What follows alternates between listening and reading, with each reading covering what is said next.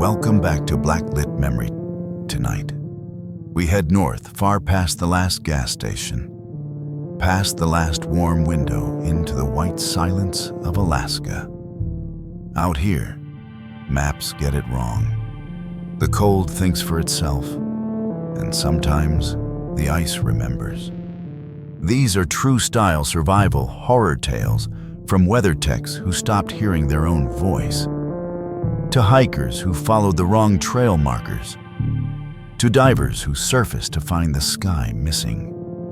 If these stories leave you watching shadows in the snowdrift, consider subscribing. Share this with someone who's ever stepped onto a frozen lake and looked down too long. And tell us in the comments, where are you listening from and how cold is it tonight? Now seal the tent and don't lose sight of the trail. The flashlight shouldn't have been there. I found it half buried in the snow behind the cabin, right where the runoff froze solid in early November. Bright red casing, rubber grip, lens still glowing weakly under the ice. It looked like it had been dropped hours ago, not weeks, not last winter. But I hadn't brought it out there. Hell, I didn't even own a red one. I remember crouching over it, breath fogging in the morning air, and the words just popped into my head, something my grandfather used to say when we tracked through the forests near Nananan of the woods. Watch you back? I'd laughed at it then. Now, not so much. My name's Caleb Brooks, 29. I'd been living up here near Talkeetna for a little over a year, off-grid and off-books. After the job market tanked and the debt piled up, I cashed out, bought some equipment off Craigslist, and started growing weed in the only place I could afford nowhere. My setup wasn't fancy, but it worked. One small cabin, one greenhouse, a generator, and a hell of a lot of snow. I checked the plants every morning like clockwork. Heat lamps, timers, water tanks, all of it powered by that old diesel generator humming beside the tree line. I only drove to town once every 2 weeks, usually before the storms hit. The rest of the time, it was just me, the trees, and the low hum of survival. That flashlight rattled me more than I'd admit. I brought it inside, set it on the shelf above the stove, and told myself someone must have passed through, maybe a hunter, maybe a ranger. But I hadn't seen another soul in weeks. No tire tracks, no snowmobile whines echoing through the valley. That night, just after I locked up, I heard it. A tap soft but deliberate on the back wall of the cabin. I froze mid-step. Stew steaming in my hand. Waited. Then another knock. Maybe wind, maybe a branch, maybe nothing. In the morning, I went around to check. No fallen limbs, no animals. Just a few partial boot prints near the greenhouse shallow, but definitely not mine. The strange part, they pointed toward the building and stopped. Things got worse after that. The generator started cutting out at random. I'd hear it sputter, then hum like nothing happened. When I checked the lines, the fuel cap was twisted loose, not off, just loose, like someone touched it but didn't want me to know. A few days later, standing in the greenhouse checking leaf tips for burn, I got the sense I wasn't alone. Not like something was close, but like something was watching. I stepped outside, scanned the trees. Nothing. Just snowflakes swirling, pines swaying, and wind that whispered too close. That night, I turned on the small radio I'd brought back from town, just to drown out the noise in my head. It was on an empty frequency, should have been static, but I heard breathing. Long, steady, too clear to be random. I sat up for hours with my back to the wall, the shotgun across my lap. Then came the first time I saw it. I was gathering firewood near the shed when my flashlight beam swept the woods, and there, between two spruce trunks, stood someone. A man. Maybe. Coat dark as pitch, not moving, just watching. "Hey," I shouted, light trembling in my grip. "Who's out there?" Nothing. Snow blew across my beam. I blinked once, and when I looked again, the figure was gone. Just wind and white. I didn't go back out that night. Instead, I dragged the old plywood sheet from behind the wood stove and bolted it across the door. The lock was decent, but I didn't trust it, not with what I'd seen. I checked the shotgun, made sure the safety was off, and set it by my sleeping bag. The air inside the cabin felt thinner than usual, like something was waiting for me to fall asleep. I spent most of the next day setting crude traps around the property wires rigged to empty cans. A few snare loops like Grandpa taught me. I didn't expect them to catch anything. I just needed the warning. I even tuned the emergency radio, hoping for, I don't know, a voice, a signal, something real. What I got instead was worse. At first it was static, like usual. But then my name, Caleb, opened the door. Soft, drawn out, my own voice, twisted just slightly wrong. Not an echo, not a memory, a mimic. I turned the radio off and pulled the battery. 2 days passed. No more signs, no more footprints. The traps stayed untouched. The weather cleared just enough to show blue sky in the mornings. And for a while, I convinced myself it had all been stress isolation messing with my head. Long nights, too many days without real sleep. That afternoon, I walked out to the greenhouse. Everything looked the same. No busted locks, no trampled soil, no signs of entry. I took a breath and held it. The air was dry and full of chlorophyll and warmth. It felt normal. That scared me more than anything. By nightfall, I was calmer, almost stupidly so. I lit the lantern, made a can of beans, and settled in. Shotgun still nearby, but untouched. Then I heard the footsteps. Crunch, crunch, crunch, slow, heavy, right outside the porch. I stood up fast, heart pounding, reached for the gun and the flashlight. The snow had stopped, moonlight bouncing off every surface outside. I didn't need to open the door to see I could hear it, just beyond the window. I swung the flashlight toward the glass and froze. A face stared back. Not mine, not a reflection. Something was standing on the other side of the window. Inches from the glass. Face pale, eyes hollow. The kind of blank that looks like it's waiting to become something else. Present tense, I fire. The glass bursts inward, snow and shards flying.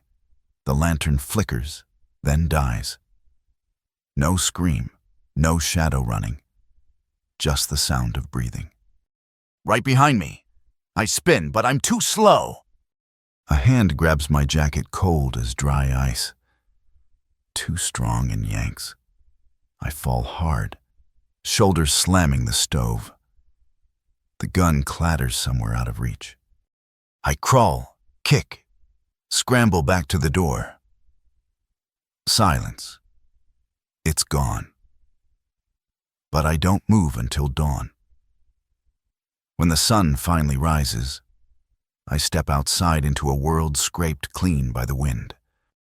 There are no fresh tracks leading away, Just a perfect circle of boot prints around the cabin, a loop. No start, no end.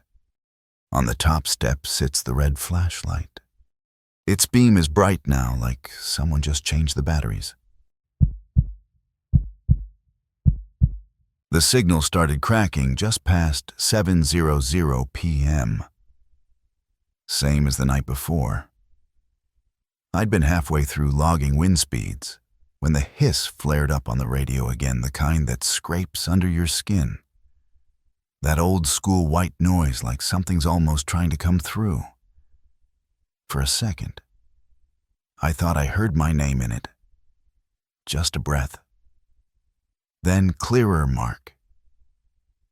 Channel 6. Look outside. The cabin lights buzzed overhead. I reached to turn the radio dial down. Hand stiff in my glove. But the sound had already gone flat back to the usual hum. A trick of the storm, maybe. Or feedback off the relay towers. But no one was supposed to know my name. Not out here. I'm Mark Ellison, 34, a weather tech out of Kalamazoo, Michigan, raised on wood stoves and shortwave radio. I used to sit with my dad in the garage during snowstorms, the old receiver humming beside us. He said static was just the sound of the sky changing its mind. I'd liked that back then. It doesn't feel comforting now. Not with the wind clawing like this. The outpost was barely more than a box steel walls, twin heaters rattling, metal desk bolted to the floor, a single bunk in the back. I'd been there a month and a half, 2 more to go. My only company was the hourly radio check-in with Central, and a battered portable that only picked up garbage from passing planes or, if I got lucky, a local weather tower near Nome. That night, I had a half cup of coffee going cold beside the logbook. Outside, the wind screamed like it was trying to unmake the world. I stepped over to the narrow window, just to prove to myself it was nothing. Snow stretched on endlessly, silver blue in the floodlight. I squinted. Thought I saw something darker, just a shift. A shape out past the utility pole. Then it blinked away. I logged the radio static, vaguely. Didn't mention the voice or the shape. No need to sound like I'd been breathing too much propane. Around 9:00, the barometer jumped pressure spike so sudden it looked like a software error. It corrected itself 10 minutes later. No reason why. Then another voice came through overlapping tones. Fragments of English buried under what sounded like reversed syllables. I recorded the timestamp. When I stepped outside to check the generator, the snow had eased just enough to see 20 yards ahead. That's when I noticed the tracks. At first, I thought they were mine boots in the snow. Crisp. But the spacing was off. And they didn't lead toward the cabin. They started at the wall, like someone had stepped out of the building. I followed them a few feet before the wind covered them again. My flashlight caught ice crystals swirling like ash. Nothing else. I told myself it was old imprints. Maybe wind-carved illusions. It wasn't until just before midnight, when I went to check the fuel levels in the shed, that I heard the snow crunch. Behind me, I turned slow. There was a figure. About 20 feet away. Tall, human-shaped, or close enough. No face I could make out. No movement. "Hello," I called. No answer. The wind kicked up, cutting sideways across the clearing. When I looked again, it was closer, maybe 10 feet, still not moving. My chest locked. I backed into the shed, slammed the door, jammed the latch, Outside, nothing, just snow and wind. But I didn't move for a long time. The coffee had gone stone cold. I stayed in the shed until my breath started fogging inside my mask. Then bolted back to the main cabin, slipping twice on the stairs. I locked the door behind me, deadbolt and chain. Then I checked it again. I grabbed the flare gun from the emergency locker and dug out the old portable radio from my duffel. Channel 6 was still humming. At first, just static. Then a voice. My voice. Word for word. It repeated what I'd logged last night. Wind speed, barometric pressure, overcast with heavy snowfall. Visibility less than 20 feet. The exact cadence. The same cough in the middle of the sentence. I hadn't sent that over any recorded channel. I sat at the desk, radio in my lap, knuckles white. The storm rattled the shutters, sharp and rhythmic, like something tapping metal with a bone. The emergency beacon flickered when I powered it on. Once, twice, then nothing but a soft wheeze from the battery bank. Dead. I tried the rational approach. I was overtired, isolated. It's not uncommon. Maybe the figure was just a coat on a pole, the wind playing tricks, the footprints, maybe mine, from earlier distorted, mirrored in the low light. I couldn't even remember which boots I'd worn out. Hours passed. I counted heater clicks to track the time. Somewhere around 3 a.m., the static cleared. Station K47, do you copy? We read you. A woman's voice. Calm, clipped central dispatch. I almost cried. I pressed the mic button like it was a lifeline. Told her I was here, that I'd had a systems issue but was stable. She told me to stay calm, to remain indoors until the storm lifted. Help would be dispatched within 24 hours. The voice was clean. No glitches. I curled up in the bunk under every blanket I had. Flare gun clutched tight. Radio pressed to my chest. The world felt suddenly distant, but manageable. The cabin lights flickered once, twice, then held steady. Then something hit the wall. A thud low and deliberate. Then another, just left of the door. I sat up fast, blankets falling. The heaters cut out, the lights dimmed. Footsteps moved inside. I hadn't heard the door open. But the sound was unmistakable weight on metal. Slow and steady. I didn't breathe. From the corner, where the floodlight didn't reach, my own voice spoke. Mark. Channel 6. Look outside. I fired. The flare burst into the room. Hot red light flooding every corner. For half a second, I saw it inches away. Tall, wrong. A face not like anything real. Just blurred static like a corrupted photo. Its eyes blank with scan lines running through them. It reached toward me. Its hand brushed my sleeve, not warm, not cold, but humming, crackling, like I'd stuck my arm into an old CRT screen. Then the light burned out, and it was gone. I didn't sleep. At dawn, the sky cleared brittle blue, silent. I opened the door and stepped into a world too quiet. Only one set of footprints led away from the cabin. Mine. They stopped about 30 feet out. Then nothing. Back inside, the heaters kicked on. The radio hummed faintly. A red light blinked on channel 6.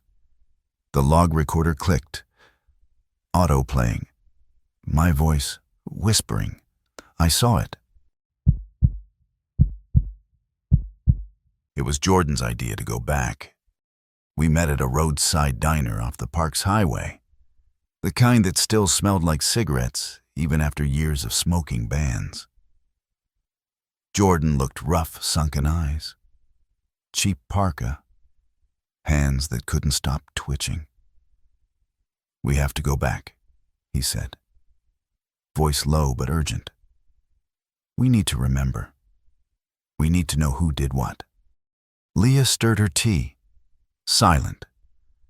She looked the same as always, pressed coat, neat scarf, no expression. She didn't say yes, but she didn't say no either. And I, Evan Hale, just sat there, feeling the old pull in my gut. That nervous twist that told me we were making a mistake, but doing it anyway. 15 years earlier, January 2002, the four of us had gone winter camping near Wonder Lake in Denali. We were barely out of college, young, dumb, chasing some frozen adventure. Then we vanished. For 3 full days. No one knew where we were. When search and rescue found us, it was here in a narrow valley rimmed by black pines and snow-heavy ridges, barely a mile from our starting point. Only 3 of us made it back. Noah Kramer didn't. None of us remembered what happened, or at least, that's what we told everyone: the police, the news, our families. In truth, I only remember flashes, the wind screaming like it wanted to peel my skin off, a fire sputtering in the dark, someone yelling my name from the trees, and the smell like metal and ice, and something not quite dead. Now it was January 2017. We parked the SUV where the plowed road ended and snowshoed in. The trail was barely visible, covered by weeks of untouched snow. No tourists came this deep in winter. The temperature was already dropping below -20 degrees Celsius by late afternoon, wind slicing through our coats. The campsite looked nearly the same, a shallow bowl of cleared land just inside the tree line. Still, I recognized it instantly. This was where the rescue team found us, shivering and incoherent, our gear missing, our boots filled with blood. We pitched 2 tents, one for Jordan and one for Leah and me. The snow was waist-deep in places. By the time the fire was lit, the sky had gone violet with cold. Jordan stood with his back to the flames, staring into the forest like it owed him an answer.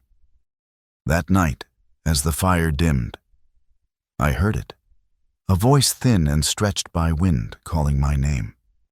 "Evan." I sat upright in my sleeping bag, heart thudding in my ears. Then Jordan.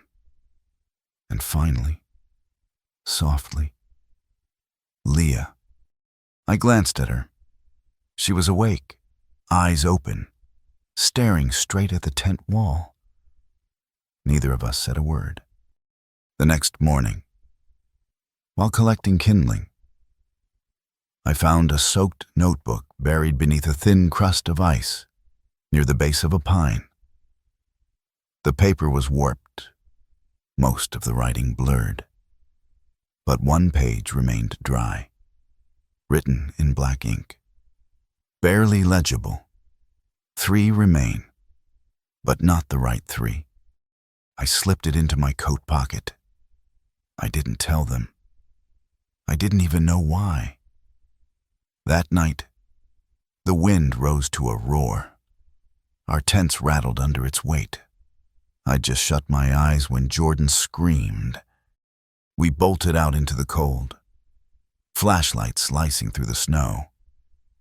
His tent was empty. The flap lay open, snow curling in at the corners.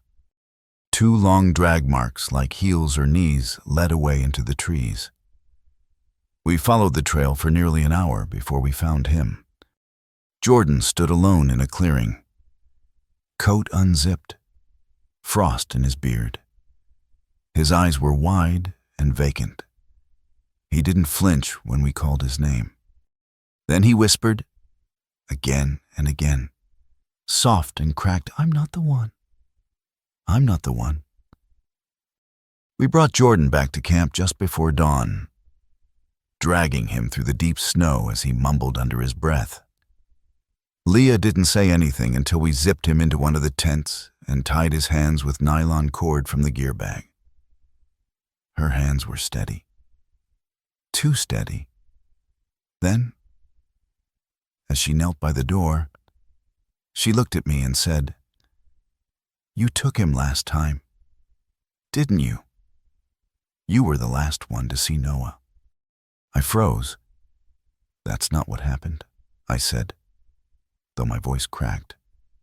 But even as I denied it, I saw something shift in her eyes, not anger, not blame, but doubt. Not just about me, about everything, about herself. The sun barely rose, just a dull gray glow behind the mountains. Jordan sat motionless, knees pulled to his chest, eyes tracking nothing. We tried the radio twice, static both times. No signal this deep in the valley. I wondered if anyone would even think to look for us now. I pulled out the notebook again. Overnight, more of the pages had dried. I flipped through until I found another legible one. One did not return. One was replaced. I didn't remember writing it, but I knew my own handwriting. Leah hovered near the fire, checking the knives, her expression unreadable. Jordan hadn't spoken in hours. I could almost pretend things were settling, that the worst was behind us. That night, the cold came harder. Wind battered the trees like fists. Inside the tent, our breath hung in the air like mist. Then Jordan laughed. It was sharp, sudden, nothing like him. His eyes gleamed with something that wasn't recognition. He looked from Leah to me and spoke in a voice just a little too low, too smooth. "Which one of you is it going to be?" he said. "I only need one." Leah stood, blade already in her hand. The folding knife gleamed in the lantern light.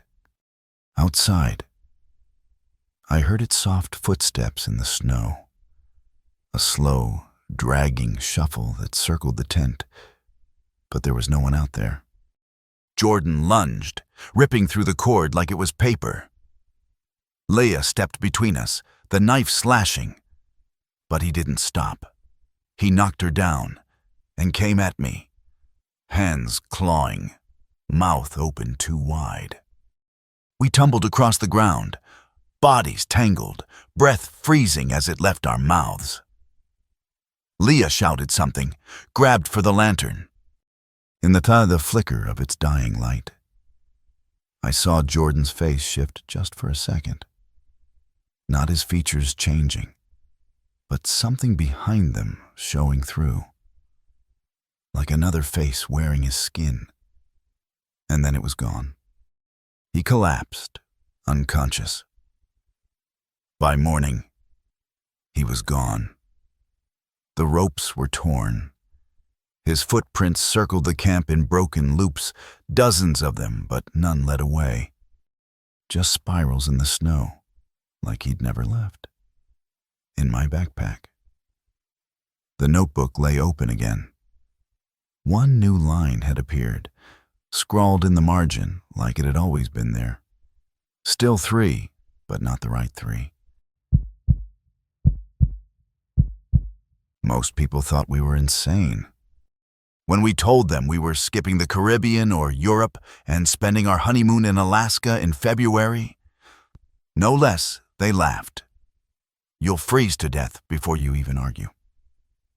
Someone joked at the wedding, but Michael had smiled, raised his glass, and said, "I want us to remember this.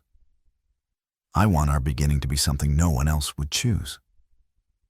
And I'd nodded, smiling too, even though something small and cautious inside me hesitated. We set up camp in the southern woods near the Kuskokwim River, where the trees grow close together and the snow never seems to stop falling. Michael had found the spot on some backcountry forum, claimed it was perfectly remote. I remember kneeling beside him in the cold, packing snow into the Quincy walls while he joked about how survival bonding was better than champagne. I kept a small notebook tucked in my coat pocket, not for documenting the trip like he thought, but to record how I really felt. The first entry just said, "He's too eager. I'm not built for this." He loved it though, the struggle. The breath freezing in our noses. The way our clothes crusted with frost overnight. Every moment was a challenge to overcome. But I watched him differently. His joy made me uneasy. It wasn't just about surviving. It was about proving something. And I couldn't shake the feeling that I was the one being tested. That night, after setting up the fire pit and stacking wood, I went to gather more kindling and saw it a stack of rocks. Perfectly balanced, 5 stones high, tucked beneath a pine like it had been left for someone to find. "Probably old," Michael said, barely looking. "Hunters or a trail marker."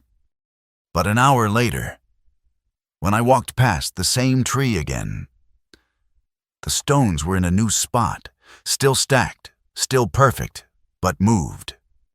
The next morning brought the storm. Snow came down in thick sheets, turning the world into a wall of white. The packs we'd buried for storage were half frozen, and one was already torn open. 2 meal kits missing. "I think you just forgot where you put them," Michael said. But even he didn't sound convinced. That evening, while huddled near the fire, I heard something faint and deliberate. A whistle, short, rhythmic, almost like a tune. It came from deeper in the trees. Michael grabbed the flashlight, said, "Stay put," and disappeared into the dark for 20 minutes. Came back shaking his head. Nothing there. But I didn't sleep. Not really. Around midnight, the wind started howling hard enough to rattle the Quincy walls. I lay awake, counting the gusts, when I heard a dull thud above me, something hitting the snow-packed roof. Then the roof caved in slightly, a wedge of snow falling away to reveal the black beyond. And through that narrow hole, I saw it. A figure crouched on the rock pile, back bent unnaturally, arms resting on its knees, just sitting, staring toward our shelter. "Not moving," I screamed. Michael jolted upright, grabbing the flashlight. He swept the beam outside, but the figure was gone. Nothing but falling snow and the slow drip of melting ice from the broken ceiling. Michael didn't want to talk about what I saw. He said it was a trick of the dark, the storm, my nerves. But I knew what I saw. And more than that, I knew what I felt. That figure wasn't lost or wandering. It was watching. By morning, the storm hadn't let up. Visibility was maybe 10 feet, if that. We packed what we could, left behind the collapsed Quincy, and started moving south, deeper into the trees. Michael said it was safer we'd get lower ground, more shelter, but I think he just couldn't stand sitting still. We walked for hours, snow soaking into our boots, hands stiff even inside gloves. Our breath came in short bursts, and neither of us spoke much. I was cold to my bones. But worse than that was the silence between us. I wanted to scream, "You did this. You brought us here. You wanted this to be unforgettable." We argued around noon. "You think I planned this?" he snapped. "You think I want us trapped in the middle of nowhere?" "You don't even see me," I shouted back. "You only see the challenge. The idea of us, not the reality." He turned away after that. I don't think either of us had the strength to keep going with it. Just before dark, we found it. A cabin, slouched in the woods like it had been forgotten for decades. One window broken, roof half covered in drifted snow. We pushed open the door, and the smell of old pine and rust hit us immediately. Inside a fireplace, a cot, some empty cans, and a cabinet with a few dented food tins still intact. For the first time in days, we exhaled. We lit a fire, shared the last can of soup, and curled up together on the cot. Michael wrapped his arms around me, and for a moment, I let myself believe this was a turning point, that we were safe now, that whatever was out there had passed us by. But that night, I woke to the sound of wood creaking. Not the wind, not the fire. A slow, deliberate step on the porch. The door cracked open with a sigh of cold air. I sat up. Michael was still asleep, arms limp. A figure stepped inside. It wore a thick coat, hood up, face hidden. It didn't speak. It didn't pause. Michael startled awake just as the figure tossed something onto the floor, a canvas pouch. It hit the boards with a metallic rattle. The firelight flickered across its contents. Rings, wedding bands, dozens of them. Old, worn. Some bent, others rusted, all different sizes. I looked at Michael. He looked at me. And when we turned back, the figure was gone. Only the open door remained, swaying gently in the wind. A line of footprints trailed away into the snow. By morning, the sky was pale and silent. Michael said he had to follow the trail, that maybe it led to help. Maybe someone else had survived here. I told him no, begged him. He kissed my forehead, promised he'd be back soon, and disappeared into the white. That night, I sat alone by the fire. And then I heard it soft, clear, just beyond the frost-covered window. A whistle, short, rhythmic, and close. We didn't come here expecting to find anything real. It was supposed to be a half-serious trip, a side project. Something to shake off the city dust and pretend we were still young enough to chase legends. I pitched it to Max as a private geological survey. He offered to bankroll the gear and logistics if I let him tag along. Theo came because he owed me, and Erin came because she was with Theo. We weren't scientists, not really, but we wanted to believe we could be. The Rangel St. Elias Range is a quiet kind of endless in early October, too cold for tourists, not yet buried in snow. By day 3, a thin white crust coated the ridgelines. We made camp in the valley below a limestone cliff I'd scouted months ago. This was the place. My grandfather used to tell me about it, a door in the stone. He called it where the wind breathes from the earth. He'd warned me more than once, if you find the breathing holes, don't go in. I'd always thought it was folklore. Until we found it. A landslide had torn part of the cliffside loose. Beneath the rubble was a narrow opening, too perfect to be natural. The walls inside weren't jagged like other limestone caves I'd seen. They were smooth, deliberate, slashed with long, evenly spaced grooves, like someone had scored them with a blade the size of a plow. Max was thrilled. "It's got to be mining," he said. "Old military, maybe? Some Cold War bunker." Erin didn't speak. She held out her voice recorder, recording the echo as if it were language. We geared up helmets, ropes, backup lights. The descent was tight, maybe 20 meters at most, but steep enough to feel like falling. GPS cut out fast. So did cell signal. We were on our own. Below, the temperature dropped hard. No air movement, no bugs, no sound. Just stone and silence. The tunnel bent slightly, curving downward, and the walls began to change. Every 10 feet or so, small round holes, about the size of a fist, carved into the stone at shoulder height. They looked like vents, except there was no breeze. Max stayed in the rear, carrying the secondary gear pack. He joked a lot, mostly to himself, but his flashlight started flickering somewhere around the third bend. We stopped to wait. When I turned, he was gone. Just like that. No footsteps, no shouts.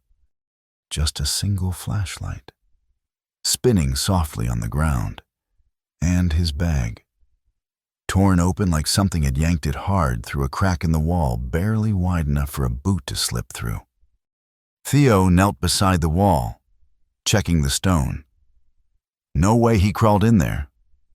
He said, I agreed. The gap was far too tight, the angle too sharp. Then Erin spoke for the first time in what felt like an hour. Her voice was even, calm. I heard something say his name, she whispered, just before the light dropped. We stood there, frozen, surrounded by carved walls and dry air that should have been still but somehow wasn't. And I remembered what my grandfather had said, if the wind ever whispers, names turn around. Theo rounded on me as soon as we backed away from the wall. His headlamp flickered across my face, his voice low but shaking. You knew this place was wrong, he said. Didn't you? You knew something was down here. I didn't answer right away. I didn't have to. The guilt must have been written all over me. My grandfather told me stories. I admitted. He said the stone breathes.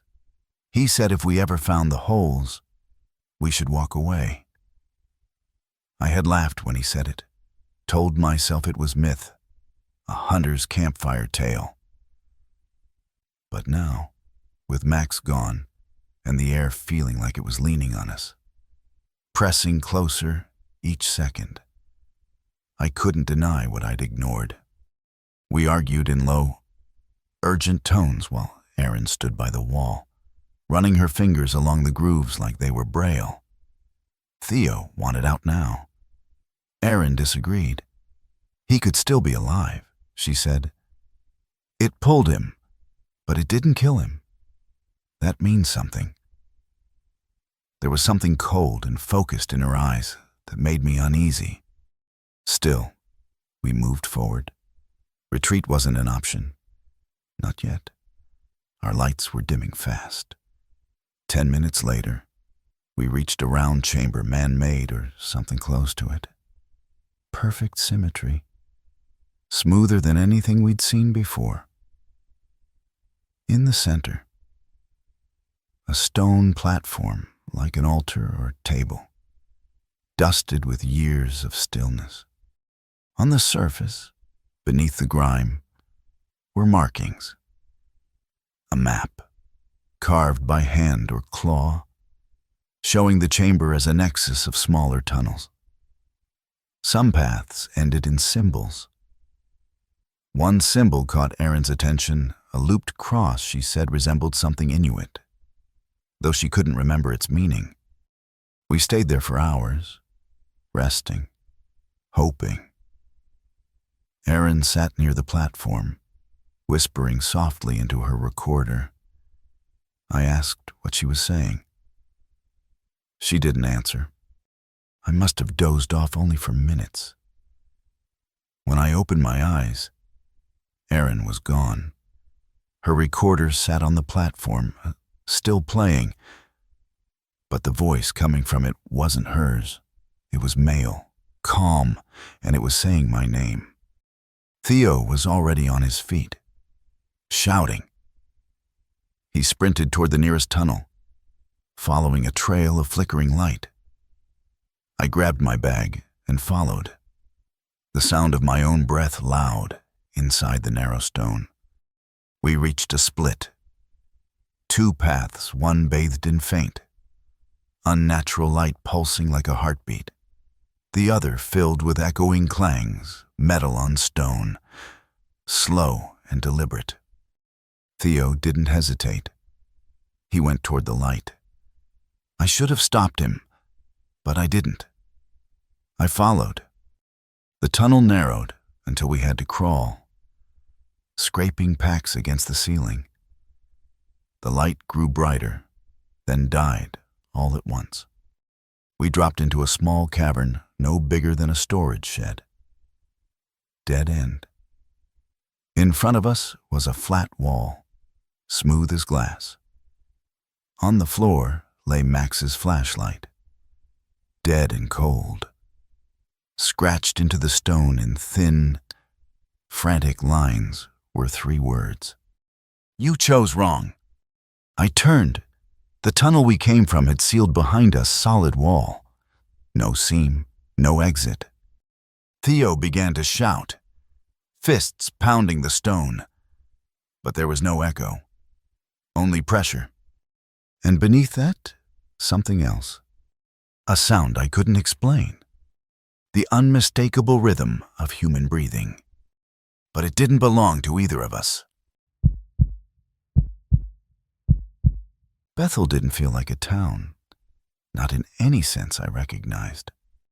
When I arrived in early November, the airport runway was barely cleared, the sky already dark by 4 p.m., and the people, they didn't look at me, not in the usual way. I'd lived in small towns before. I knew what guarded politeness looked like. But here, it wasn't politeness. It was distance, the kind you don't cross. I came from Olympia, Washington, 36, single, quiet. I worked in environmental data analysis, mostly boring contracts. But this one was different. Alaska needed winter ice core samples before spring melt. I'd applied almost on impulse. And when I got it, I packed everything, hoping the distance would feel like a reset. The day before I left for the first field trip, a man at the gas station mumbled while bagging my food. "Don't trust old maps. Things shift out here." I smiled politely. Thought he was just being cryptic the way old-timers can be. Besides, I had a GPS, a sat phone, and 2 paper maps, the official survey one, and a laminated backup I'd marked myself. I set out on a snow machine at dawn. The sky hung low and lead-colored. Trees bled into the fog like ghosts. The first sample point went smoothly. The second one, not so much. There was a fork in the trail that didn't exist on any map I carried. I double-checked the GPS. The signal wavered. I waited. It recalibrated. Showed me standing directly on the path I'd planned, but that couldn't be. One fork curved west toward what should have been open tundra. The other dipped slightly downhill, lined with trees I didn't remember. I made a choice, just a small detour, I told myself. 10 minutes, then backtrack. I never found the turn again. The sky didn't change no lighter, no darker. My watch ticked forward, but somehow felt wrong. Out of sync. My GPS went dead. The sat phone wouldn't dial. And then I saw something carved into a stump by the trail, a wooden post with Latin letters etched backward, as if written by someone seeing the world in a mirror. I told myself it was a joke, a prank, maybe a leftover film prop or something. But the forest wasn't funny. The silence had weight. Every footstep crunched too loud. I tried to backtrack, really tried. I kept my bearings, followed the machine's trail, but every loop brought me back to the same clearing, 3 pine trees growing in a tight triangle. I had marked one with a slash of red paint earlier. Now, all 3 had the same mark. Fresh, wet. I ran until my lungs gave out, until the cold bit through my layers and my legs gave way. I fell hard, snow seeping through my gloves as I hit the ground. When I finally stopped crying, I set up a basic shelter with the tarp and thermal blanket. It wouldn't hold overnight, but it would give me a place to think. Somewhere deep down, I knew it already. I wasn't just lost. I was off the map. I rationed what I had, half a protein bar, a few sips of water, every few hours. I checked the satellite phone, hoping something had changed. A flicker of signal, a blinking bar. Once, it connected. I pressed the emergency line. A voice answered, male, flat-toned. Grace, who, he said. I froze. Grace Delaney. I'm with the environmental assessment team out of Bethel. There was silence. Then a soft click. The line dropped. I stared at the frozen screen until the battery drained completely. I told myself it was a glitch. Some mix-up in routing. But it didn't feel like a glitch. By the second day, the storm let up just enough to reveal faint tracks, old snowmobile prints half buried, but still discernible. They curved east, away from the trees I'd circled too many times. I followed them. That's how I found the station. A metal rest shelter no bigger than a tool shed, half sunk into a snowdrift. It had no windows, just a single bolted door. I expected it to be locked, but it creaked open with a push. Inside one cot, a broken heater, and a box of canned food rusted to the rims. There was also a radio, not satellite, just FM. No signal, only soft static. Above the cot, pinned by a rusted nail, was a map. It wasn't like mine. It showed the same ridges, the same major river bends, but everything else was off. Town names were misspelled, roads twisted into different shapes. There was a line drawn in red ink leading from a point marked, "You are here," to a rough sketch of Bethel. I traced it with my finger, then folded the map and took it. I waited until morning, packed what I could, took one last look at the shelter, and stepped back into the white. I followed the new map. The path wound longer than expected, dragging into hours. The trees thinned, then disappeared altogether. By mid-afternoon, the trail crested a ridge, and I saw it. Bethel, but not the one I remembered. It looked right, same buildings, same grainy outline of the water tower. But it was too still. No smoke from chimneys, no moving cars, no sound. I walked into town. Storefronts were shuttered, a curtain shifted in a window, but when I turned, there was no one.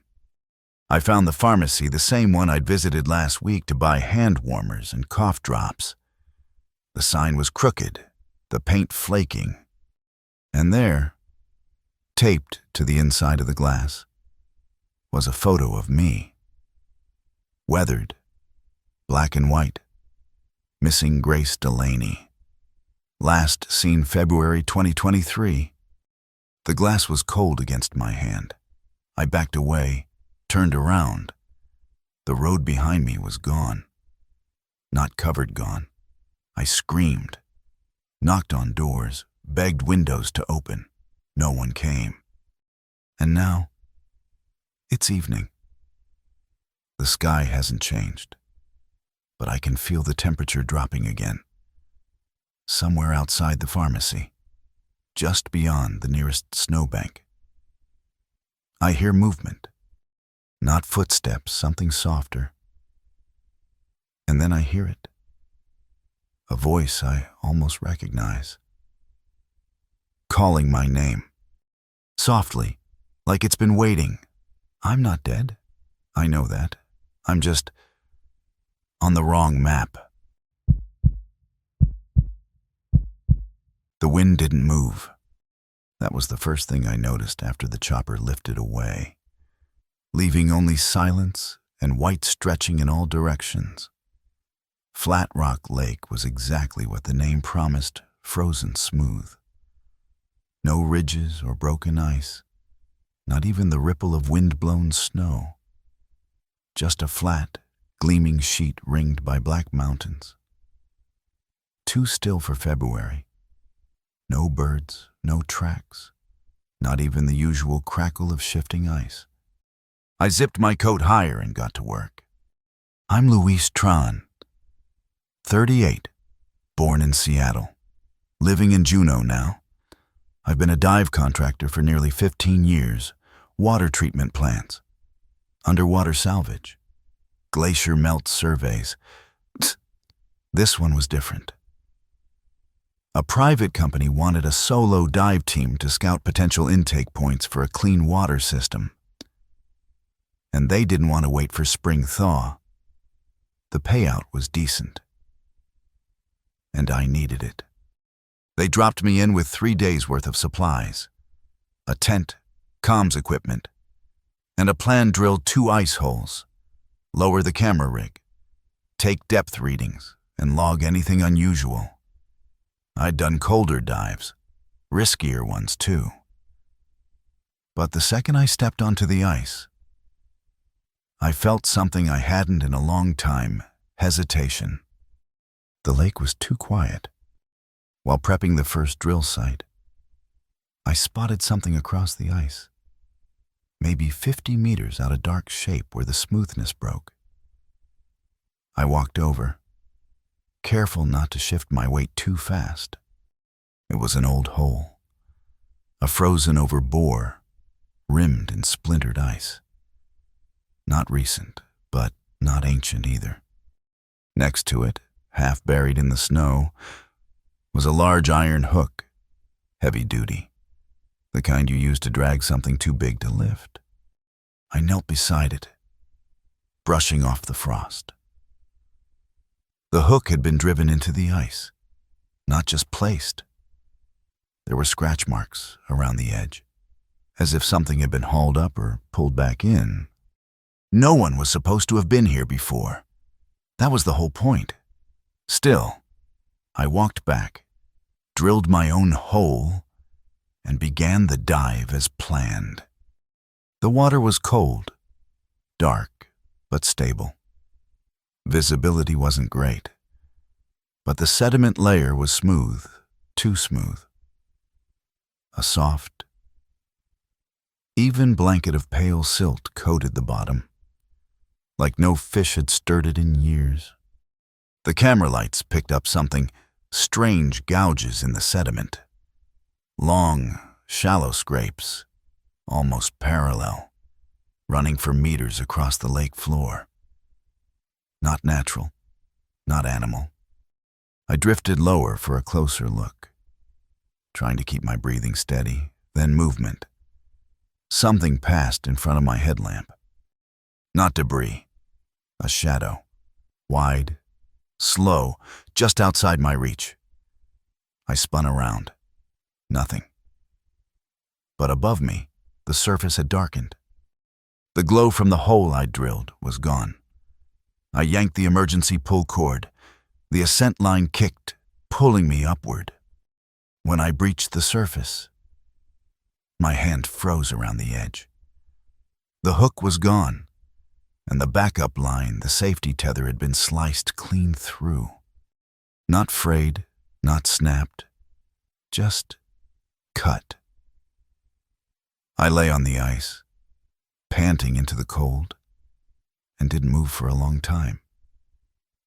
Because I wasn't alone out there, I didn't sleep that night. I stayed inside the tent, sitting with my back to the gear case, suit still damp, teeth chattering even with the heater running. The hook was gone, not shifted gone. And the line had been severed clean, the kind of cut that doesn't happen under tension or cold strain. I checked the camera data before dawn, hoping I imagined the whole thing. But there it was, on the last few seconds of the dive footage, just before the blackout. Something pale drifted across the frame. Not light, not ice. A shape, blurred and slow, like it was moving against the current. Then a pop of static, and the recording froze. The lake looked normal by morning. Flat, empty, untouched. I should have packed up, called for an evac, but I didn't. I needed the second survey completed. The contract payout depended on it. So I chose a second site, about 300 meters out. Somewhere the ice looked untouched. Until I drilled, the auger cut through too quickly. No resistance. The ice beneath was thin, layered strangely, like someone had already been there and tried to seal it again. My gut told me to stop, but I kept going. This time I tied a shorter safety line, clipped it to a weighted ring. I drove straight into the ice. I packed a flare gun, waterproof, strapped to my chest. Then I went down again. The second descent was worse. The water was colder, darker. My headlamp dimmed despite a fresh battery. I saw the lake bed rougher here, uneven. Then I spotted it. A metal structure, partly buried. Rusted iron bars bent inward, like a collapsed cage or trap. I moved closer, raising the camera to log it. Then impact! Something struck the bars. A blur of white slammed against the structure from the far side, hard enough to shake silt loose. A moment later, contact. It touched my leg, not sharp, not aggressive, just a pressure. Cold, deliberate. I twisted, kicked off, heart hammering. And then I saw it, the hook, suspended mid-water, drifting down in lazy spirals. It wasn't in the ice anymore. It had been held, dropped. I fired the flare. A burst of orange heat lit the water. The shape flinched, or maybe dissolved in the glow. I pulled the emergency cord, kicking hard toward the surface. This time, I broke through into full light. The hook wasn't there. The surface was untouched. Back in the tent, I packed everything. I didn't review the footage. I just waited for the chopper. They arrived 2 hours later.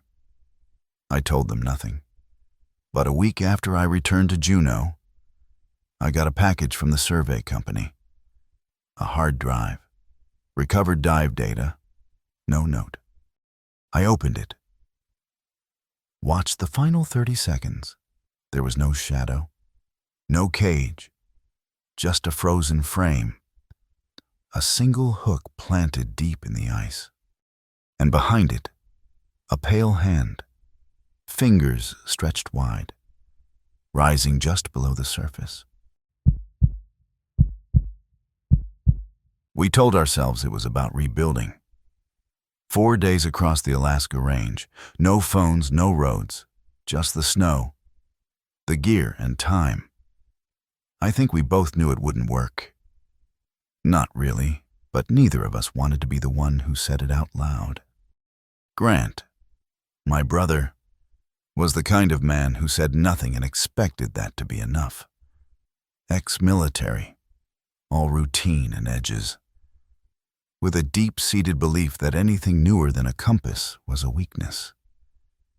He packed a wind-up watch, fire steel, and hand-sketched trail notes. I brought a satellite GPS, printed topo maps, and backup batteries. We hadn't taken a real trip together in over 15 years. Not since the canoe incident. I was 12, he was 19, and I nearly drowned on a glacier-fed river because I slipped out of the boat. Grant had pulled me out before the current took me, then walked ahead for the next 6 miles without saying a word. He never mentioned it again, and I never forgot. We started near Cantwell, hauling sleds packed with food and gear, cutting through spruce and low tundra. The first day passed in a strained silence, filled only by boot crunches and short grunts when the sleds caught on rocks. Grant kept ahead by 20 feet, like always. He didn't look back much. I didn't ask him to. On the second day, we came across something that stopped us both. A series of wooden stakes, barely taller than my knee, poking out of the snow in a perfect line across the valley, uniform spacing, each one sharpened at the tip, some newer than others. Old trapline markers, probably, Grant muttered, not sounding convinced. They're not on any map, I said. Neither are half the things in this state. He replied, but that night, as I lay in the tent listening to the wind scrape across the nylon, I heard it. Cack, cack, cack. Soft, rhythmic, like someone hammering, far off. I told myself it was frost shifting or trees settling in the cold. But the sound repeated every few minutes, measured, steady, as if someone were driving new stakes into the ground. The next morning, my GPS wouldn't lock a position. Just a spinning circle and the words, location undefined. Grant's old watch ticked on like nothing was wrong. When I suggested we backtrack, he snapped. We follow the stakes. Someone laid them for a reason. That's exactly why we shouldn't. I told him. We argued. Not loudly, not with shouting, but with that tight, quiet intensity only siblings know how to weaponize. I set my tent 20 yards away from his that night. The snow between us looked untouched by the time the sun dipped. I barely slept. When I finally crawled out in the pale dawn, the wind had stilled. But Grant's camp was empty. No footprints, no gear, just a single new stake, hammered straight into the spot where his sleeping bag had been. I called his name, over and over, but only wind echoed back. Near the edge of the site, I found one of his gloves snagged deep in a snow crevice, still warm to the touch. That's when I knew. Whatever path we were following wasn't ours anymore. I should have turned around, packed the sled, marked a bearing, retraced every damn step back toward Cantwell, or at least toward a signal. But instead, I followed the stakes. Not because I believed Grant was right, but because something deep in me whispered that if I left the line now, I'd never see him again, not even his glove. The further I walked, the denser the stakes became. At first spaced every 10 feet, then every 5. They weren't all old either. Some looked freshly whittled, sap still seeping near the base. I started talking aloud, just to keep sane. "This is stupid," I muttered. "Grant, if you're out there." And then, sometimes, I swore I heard him. Short responses, a grunt, a clipped, "Yeah," a low "keep moving." Nothing clear. Always behind me, never in front.